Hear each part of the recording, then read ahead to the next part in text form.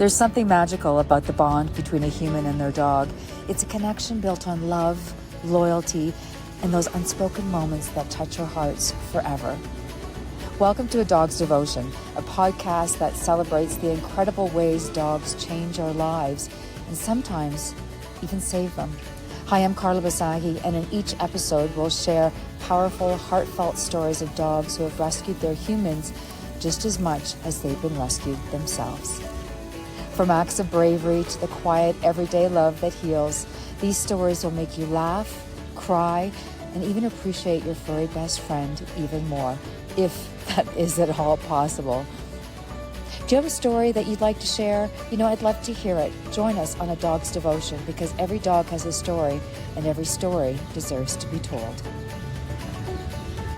Welcome to A Dog's Devotion, the podcast where we celebrate this powerful, life-changing bond between people and their dogs. In today's episode, we're diving into the emotional heart of dog behavior with someone who doesn't just train dogs, she transforms lives.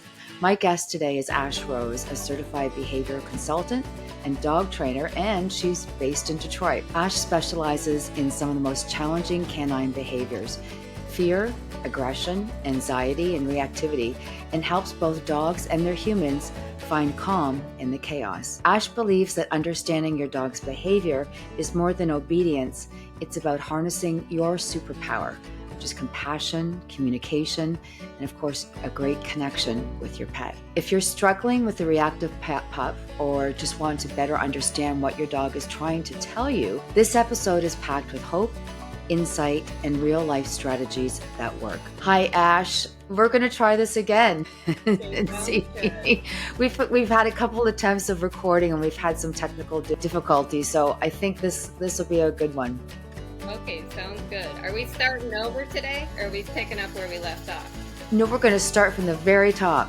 Okay, perfect. That sounds good. So I know how difficult it can be training a dog. I always say rescue dogs, you never know their background, you don't know where they came from, how they were treated, and a lot of them have issues that we have to deal with. And when you get a rescue dog, you have to realize that it's going to take some patience and some work. So this is where you come in. How do people know what kind of dog trainer to go to? Depending on if the dog has anxiety disorders, if somebody leaves, or if they've got aggression disorders, if they want to fight with other dogs, or they don't like somebody taking their bone away from them. How would your clients know what dog trainer to go to?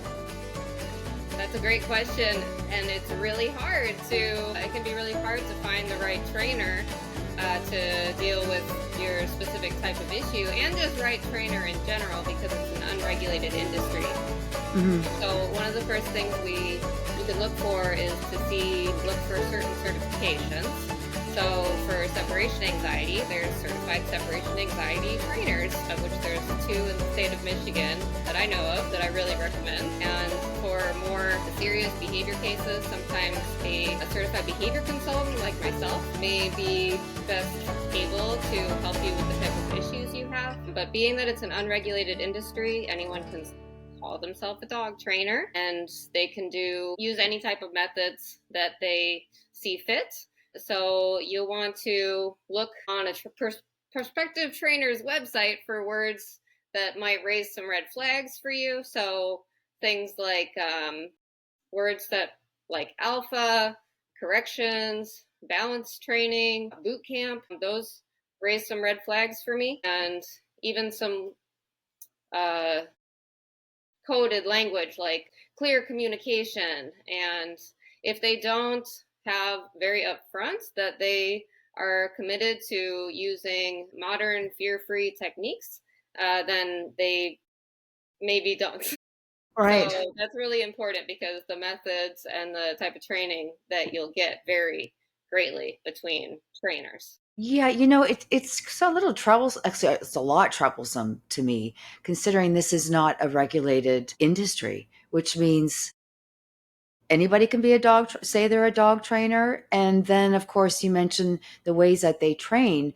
I mean, I certainly don't want my dog being punished while he's being trained. I think that's the wrong way, is it not? Yeah. So I started out training a long time ago for me and my short life. I'm 34, but it was like You're such 14 years you're ago, I such a guess. baby. I know, I'm just a baby.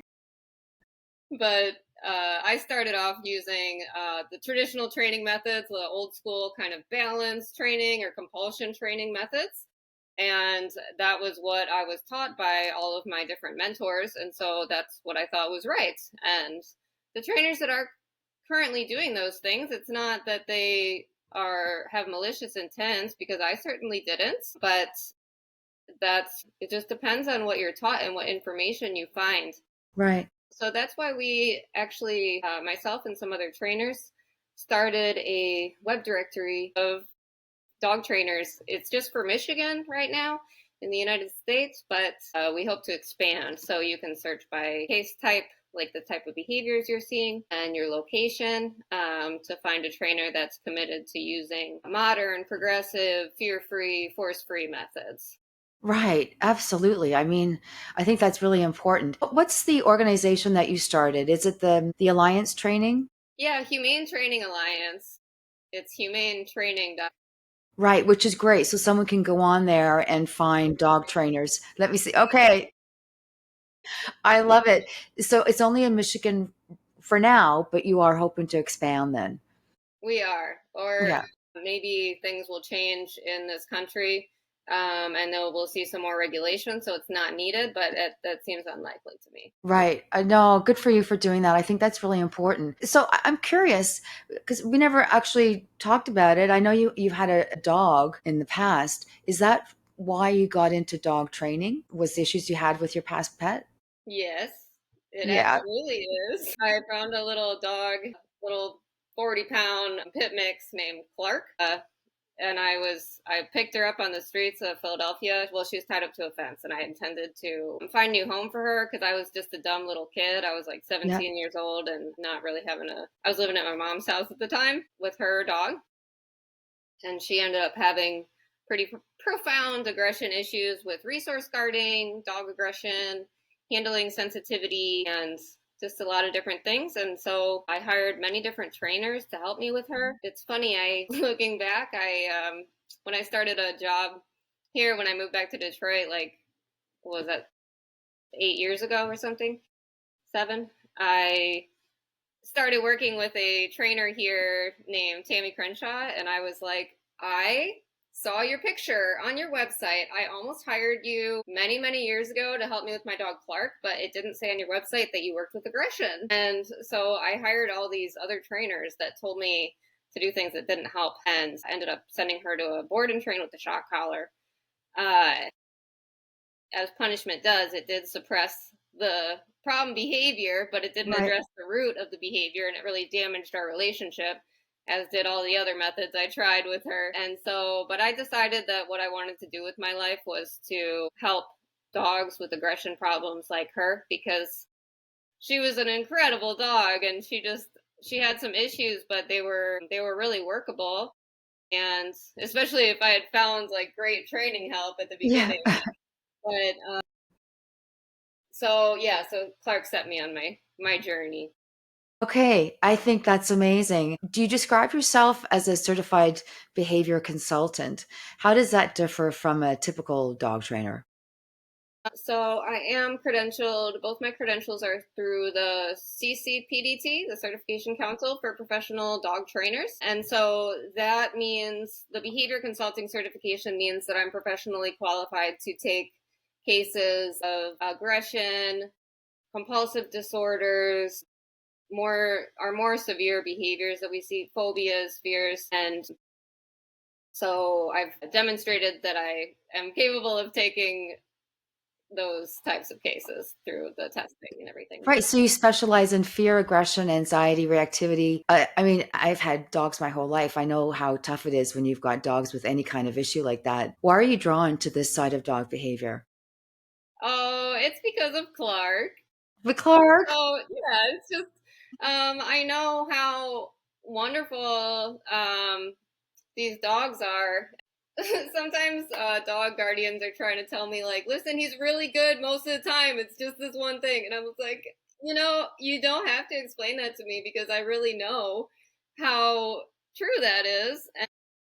And I just it's just the very intense behavior. I guess I'm kind of an intense person, but I'm drawn to the intense behavior because I just really want to help. And I had such intense experiences with Clark, and I know how painful it is to be a dog guardian and then finding that your dog has all these issues and the intense emotional struggles and sometimes trauma that people go through when living with a companion animal that's suffering from and then they're suffering from these types of Right. issues. So I really wanted to help people with that and help those dogs. But that's great. So I'm guessing aggression is one of the most misunderstood behaviors in dogs. What do you wish more people knew about aggression in dogs? I wish people knew what I didn't know when I first found Clark, which is that aggression does not need to be trained with a heavy hand. So I was told by trainers that I worked with that, the ship has sailed for positive reinforcement training. That's just for basic stuff. But once a dog is showing such severe behaviors, you need to use some corrections and take a more aggressive approach with them. Right. And that I learned later couldn't be further from the truth. And I learned that all dogs can be most effectively helped using positive reinforcement training, and they don't need those corrections that are so popular in any situation, in my opinion, in my view, and in the view of the veterinary behaviorists in this country and a lot of the very well respected professionals. Right. So then how long, Ash, does it take to see a change in a dog with serious behavior issues? It depends. So during our consultation with a new client that I have, sometimes if they're dealing with some immediate problems they're facing on a daily basis at the home or around the home, out and about, sometimes we can make some small changes as far as management strategies, and they can sometimes see an almost complete reduction, elimination in the dog's behavior right away. For example, if the dog's freaking out when they see people out the front window, sometimes we can just put up a window film on the front window, and that stops. Sometimes there's strategies that we can use that just really stops behavior. And that's the first thing we start with before we implement behavior modification. In asking how long these things take, it really depends because there's so many contributing factors to why we see more serious issues in dogs. A lot of times those have to do with underlying medical problems that, even though they've got these great dog guardians that have been taking them to the vet and doing their diligence, these things don't get noticed by veterinarians. Like, when you go into the vet for a checkup, they're not going to do they're not going to watch the dog walk and see Right. if there's any really subtle changes that need to be addressed. So a lot of times these dogs have some underlying pain issues, and that's how long it takes to find out what's going on with the dog physically. It can take some time, and it can be difficult to see real behavior change if the dog is in pain or discomfort. Right. And then the other factors that influence it are, is this a behavior that is genetically coded? Like the dog's, maybe we don't know, but maybe the dog's parents were also aggressive to other dogs. Those things can, in some cases, take a little bit longer. Does the dog have like a profound anxiety disorder? Because we need to address the anxiety itself before even addressing the specific triggers that the dog has. So that's all to say, it depends. Sometimes we can make tremendous progress super fast, like record speed, a couple sessions, like problems gone, but it typically That takes fast? longer. Wow, you can actually see a difference, like results after just 2 sessions, depending on the dog and what Yeah. the issue is? Wow. Yeah, one of my favorite techniques that has made a huge difference for those reactive and aggressive dogs is something I learned from Allie Bender and Emily Strong of Pet Harmony, a concept called flight training. So that's Mhm. teaching the dog to choose flight instead of fight when they are seeing something they view as a threat. And those techniques can start to help very, very quickly. Sometimes just doing the counter conditioning that we do can make a huge difference for the dog, especially if they're crazy about food. So, pairing the sight of, say, they've got problems with other dogs, pairing the sight of a dog far away with that means a treat's coming, and they can learn that super quickly. It depends on how well we can manage their environment and address all of those contributing factors that are under our control. So then, in your opinion, Ash, and the work that you've done over the years, do you think that there's hope for all dogs that have behavior issues, or are there some dogs that are just so far gone, it's almost impossible to retrain them? Yeah, that's a good question. It depends on many factors. So there's a big difference between a dog that is in a shelter or in a rescue that's showing severe behavior versus a dog that somebody has either they bought as a puppy or they adopted, and then they've become attached to the dog, and then once the dog settles in, they start to see the problem behaviors emerge. And it's going to depend on, for the owner, if the dog is owned, how easy it is to manage the triggers, and what kind of help they can get. And for dogs that are in rescue, there's so many dogs in shelter and rescue, and nationwide is a problem. I'm not sure about Canada, but it's probably pretty similar. As we're seeing the adoptions go down and intakes go up nationwide. This year has been the worst year.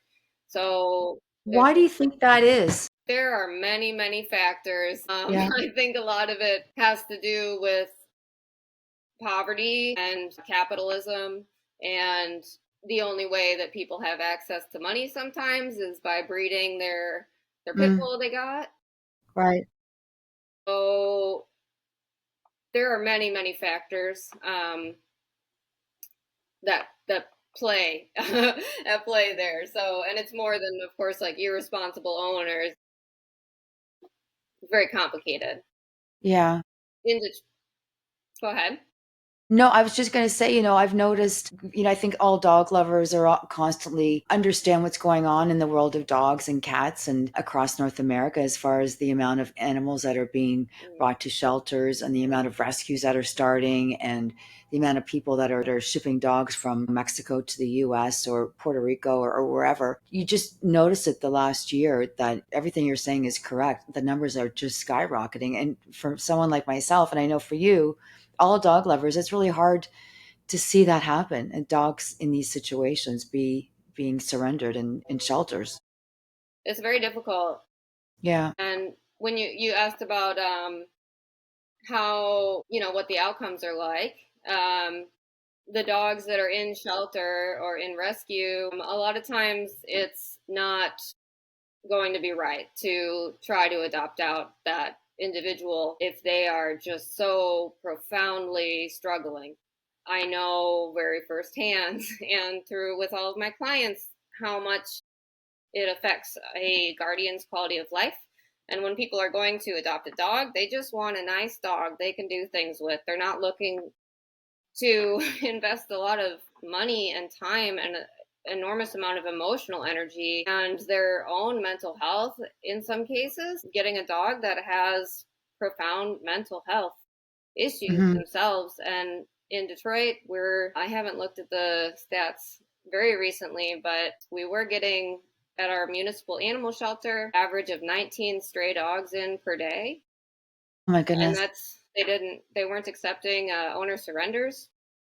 So that's purely just stray dogs that people found on the street or said they found. And they have to make hard decisions every day. And they have to go down and pick pretty much 5, 6, 7 dogs every day that they do. are going to have to not be adopted out because there's not enough room. There's too many of them. And my views on euthanasia, like behavioral euthanasia and euthanasia in shelters, has changed radically since I have started. And I worked at a no-kill, like a shelter that took only dogs that were slated for euthanasia. Right. At a shelter. And so those dogs have severe medical problems, sometimes severe behavior problems sometimes. And so our thought was, we'll train them and adopt them out. Mhm.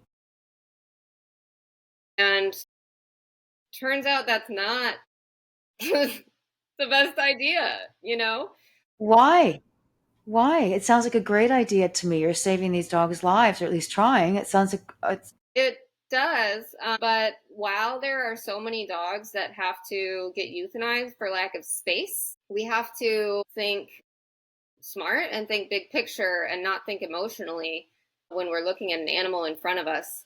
So it's going to very negatively impact someone's quality of life adopting out a aggressive reactive dog to them. And that dog's quality of life is also something that needs to be taken into behavioral quality of life is a phrase that I learned, and that needs to be really taken into account because when they are mentally suffering so much that they are viewing other people as, nice friendly people as a huge threat to their existence, a threat to their life, that is not a good way to live. And no. a lot of those dogs at that place I worked at ended up becoming sanctuary dogs, which is the worst fate I can, maybe not worse, but a very terrible, it's worse than a death sentence for them because What is a sanctuary dog? it means they don't get adopted out. They're not safe to adopt out. So they live at the Okay. shelter for the rest of their life. There's a place in Detroit that does this. And we have seen what solitary confinement does to humans Yes. in prisons, and it does the same thing to dogs. It has an enormous impact on the dog's well-being, and that's not a life. It's not a good life. No. And there's plenty of things worse than death. We are just in a position where we do have to make hard decisions, and I didn't know enough to understand that when I was new in the industry, in the rescue world. When I was a kid, I was all very on the no kill Hmm. ever bandwagon, and I did not understand the big picture, which I now do. And I've had a number of my own foster dogs that I set free over the Rainbow Bridge, after trying really, really hard. And I've learned about risk assessments and learned that sometimes we can tell pretty early on that the dog is going to pose a risk to people or dogs forever, regardless of how hard we try with the Right. dog, with all the best methods and addressing medical, setting them up for success so much, doing just a ton of training, doing, maybe they're on anxiety meds, all these things. But there's dogs that there's no amount of time, training, medication, love that is going to make them feel safe or comfortable with people or dogs. And that was so hard for me to learn. I had to learn that over and over again. And the dogs that I did adopt out before I really learned that lesson, dogs that had problems with people, I could make them so they do all right with, they do well with me, well enough that I thought I could adopt them out. Yeah. The training that I had done and maybe medications they had started, and then they go on to bite somebody after a couple days in the home and they get returned. And Mm. I learned that these risk assessments that I learned about through, oh, I do want to, would love to do a plug for the Shelter Playgroup Alliance. Their program, the Canine Assessment of Risk for Shelters, the CARS program, taught me more than any single program I've ever taken in my life. And I've invested much money and time into my education, done all kinds of different programs. And theirs taught me more than any other single program has, and many programs combined, really. So they take such an in-depth look at body language and have developed a system to make an objective analysis based on observable behaviors for the dog's projected outcome, which they Right. followed dogs that they had leveled as, low, medium, or high risk to dogs or humans or whatever, and found out what happened. And they found out they were right a lot of the time. And it really mimics what I have learned in my own personal experience. And there's no exception to that. And sometimes there's like really amazing dog guardians that are willing to change their entire life to accommodate a very challenging dog that have been successful. But it's just not something that's reasonable to ask of people. But their program, I highly recommend to anyone that's involved in rescue or sheltering or training. It's an incredible program. And what are they called again, Ash? The Shelter Playgroup Alliance, Okay. they have, yeah, that program that I took is called the Canine Assessment of Risk for Shelters, CARS Okay. program. And I Cars. learned so much, and it helped me to be able to make more swift decisions so that I can save more dogs and Yeah. know that this dog is he's not going to be placeable, and take and do what I need to do, what's in the best interest of that individual dog, Right. which is the hardest thing in the world. One of the hardest things. Yes. It's No, not as no, hard no as kidding. No, I give you credit for, recognizing when that has to happen, but it must be one of the hardest decisions that you have to make. it is. It's really hard, but I have learned through now that I have a lot of that education to back and people, other individuals, to other professionals to bounce ideas off of and ask them, do you see what I'm seeing? What do you think? And for multiple people to confirm, yes, this is a high risk dog. Right. It's been very helpful for me, but it is very, the thing that's helped me emotionally is practice self-compassion practices. Right. So Kristen Neff's book helped me tremendously to be able to cope with these things without becoming traumatized. I recommend Yeah. everyone in animal welfare to really look into self-compassion stuff. Yeah, I think I need to read that book. I maybe answered this question, but I'm going to ask it again anyway. Do you think that if more people had access to proper training for their dogs, we'd see fewer dogs surrendered to shelters? Absolutely. There's a lot of barriers. The biggest one of them being you do a Google search and come up with, you know, sit means sit, or some training company that's gonna slap a shock collar on and, you know, call it a day. That's a barrier, is being able to find a trainer that can help you. Another big barrier is finances, Hmm. and as well as time and all those things that, problems that capitalism creates for us. So Right. I've actually started based on a model I saw another training company use. I started a sliding scale a model a couple years ago. So based on an individual's abilities, there's different tiers of payment. That's great. So that people who are having financial difficulty, there are ways that they can actually get the training for their dogs. Yeah, so a training session can be as low as $20, and I know some people don't have $20, Hmm. but it helps. And I have never found that someone took advantage of it. And Right. a lot of people still say, no, I don't need the financial, I don't need the sliding scale. I can pay full price. Hmm. And so that allows me to serve more people that can't afford training at normal cost. Right. I wish more training companies would do that. It's been I very do too. great for me. I do too. Well, what advice, Ash, would you give to someone who feels overwhelmed by their dog's behavior and, they're just at wit's end. They've tried everything. What would you tell them? Like, what would you tell them to do to start? Like, where do you start when you've got a dog that you have issues with? Well, I guess it depends on what they've tried.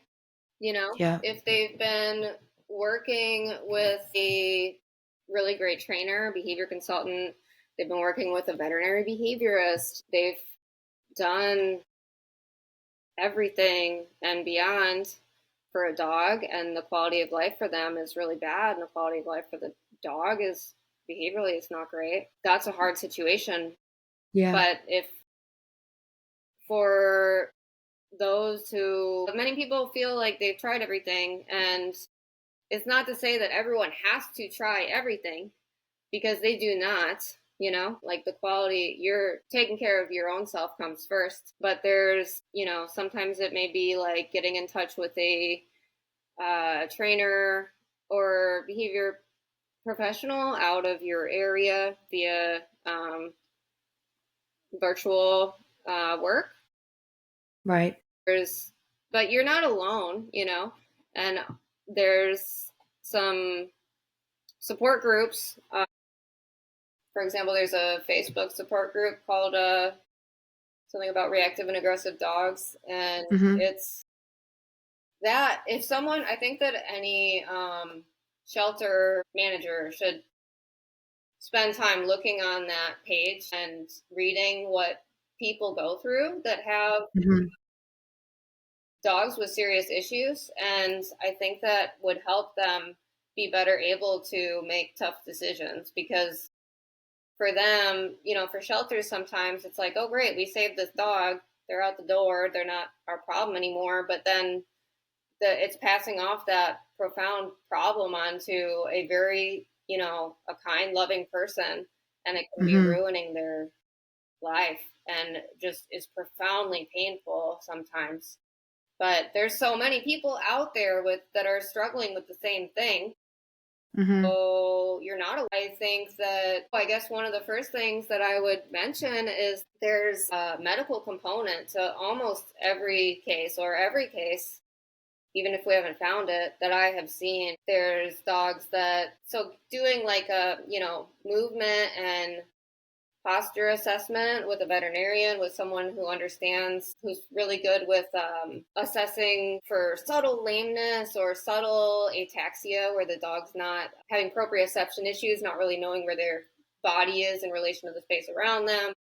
Right. Assessing, like asking a ton of questions. And a dog I just saw before I started talking with you, is we realized the dog's having some dental pain, and that's causing some resource guarding issues. And it's not something you can see easily. And there's almost always something. So if you've done a lot and you haven't found something physically wrong with the dog, and the dog's having Yeah. severe behavior, there's probably something physically wrong with the dog. So it can be, GI stuff. It can be a food allergy, endocrine issue, like a thyroid issue. Right. It can be, musculoskeletal, neurological. There's like Right. almost always something. You bring up a really good point, because people forget about that. It's like a human. If there's something in us that's not right, or you got a pain, there's nothing worse than a toothache. And you know how miserable we all get as humans when we have a toothache. So that's a really good point. Also, I'd like to know what you think success looks like in your work for both the dog and the human. What do you consider success? It depends on the person. I can tell you what success is looking like with my dog Lily right now. Okay. Lily was a very aggressive dog to all strangers, and she was not adoptable. She wouldn't have been adopted out from the shelter, but I had fostered her and then fell in love with her and kept her. So she recently conquered multiple vet visits where she was able to do restraint-free cooperative vaccines and blood draws. Wow.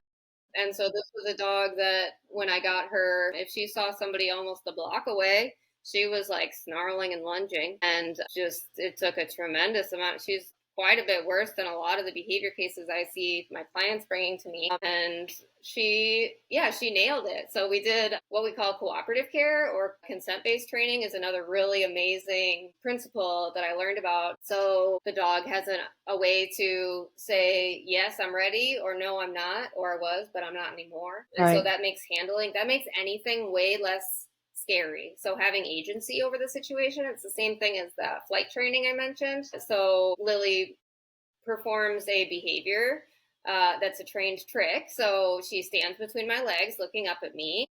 And Yeah. when she does that, the handling is going to start. And if she's not doing that, we're not handling her. So she opted in to the handling and got, a couple vaccines and blood draw. And cooperatively, I posted a picture or a video of it on my business Instagram, which I don't keep up with too well, but I was so proud of that. That's amazing. Success, it depends on the owner. For a long time, like, success for Lily was I hadn't yet overcome her issues with vetting, but she was successfully able to get new people into her social circle, you know, everyone that I'd introduced, and that was great success. And success can mean like all your small successes that you have in a day, you know. Right. The dog recovered faster after seeing somebody, or, just, we got to celebrate our small wins, and success for somebody might not look the same as it does for somebody else. Right. How can people reach you? I know you've got a website and your Instagram. Mm-hmm. What's your website address? It's My Sidekick Training. And Instagram? What's your handle? It's at my Sidekick Training. But don't message me on You hardly Instagram. even know.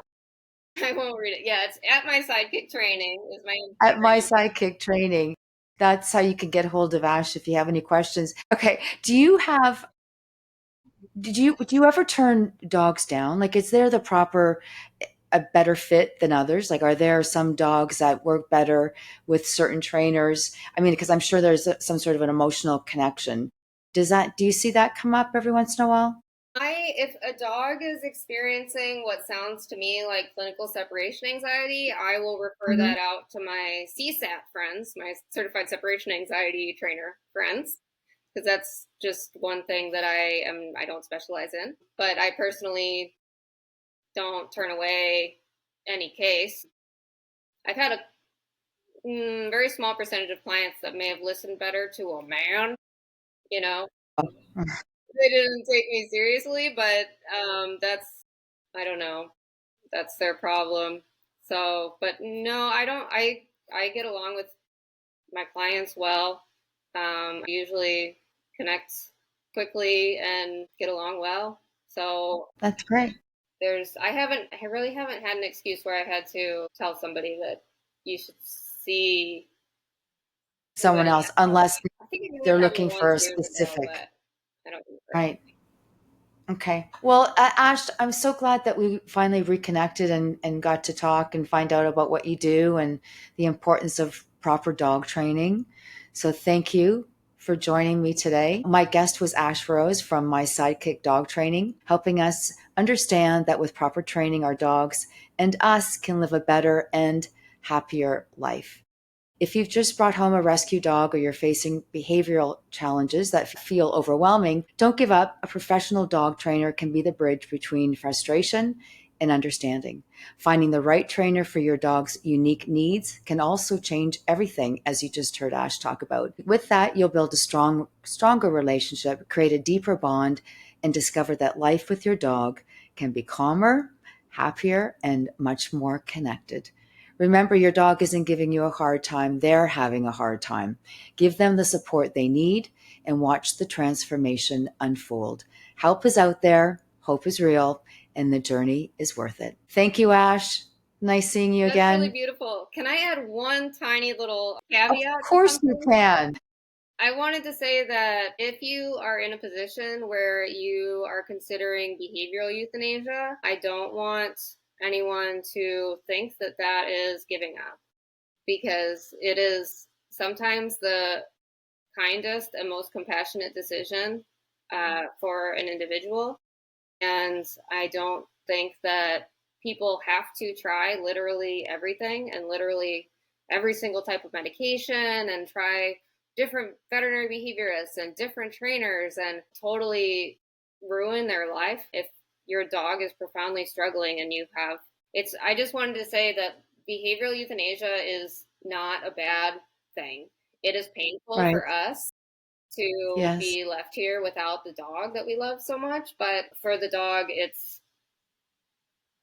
not, it's setting them I free get it. from they are sometimes living in sometimes the threat is in the dog's head, and sometimes